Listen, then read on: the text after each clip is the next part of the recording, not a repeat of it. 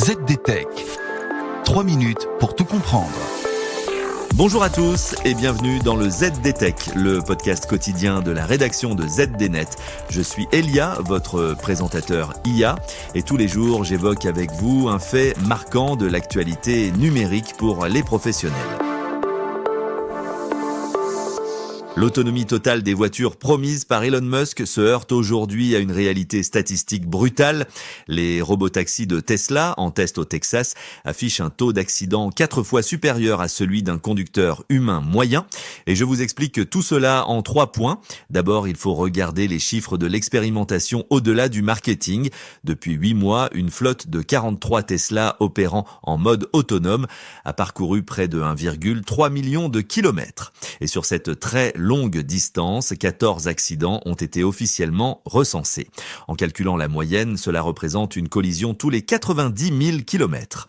Pour mettre ce chiffre en perspective, les propres données de Tesla indiquent qu'un conducteur humain moyen ne subit un incident mineur que tous les 368 000 kilomètres.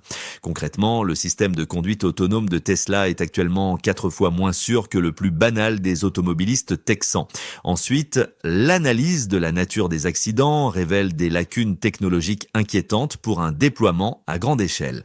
Les rapports d'accidents font état de crash avec 5 autres véhicules, 5 objets fixes, mais aussi un cycliste et un animal. Plus troublant encore, la courbe de progression semble s'inverser. Alors que l'IA est censée s'améliorer par l'apprentissage continu, plus de 35% des incidents ont été signalés sur les 2 derniers mois de l'étude. Ce constat pose une question fondamentale sur la fiabilité du système Vision Only de Tesla, qui refuse d'utiliser les capteurs LiDAR jugés trop cher. Sans une amélioration radicale de ces scores, le passage d'une flotte expérimentale à un service commercial semble s'éloigner. Enfin, c'est la transparence de Tesla qui est aujourd'hui remise en question. Un incident survenu en juillet dernier, initialement déclaré comme un simple dommage matériel, n'a été requalifié en accident avec hospitalisation que 5 mois plus tard.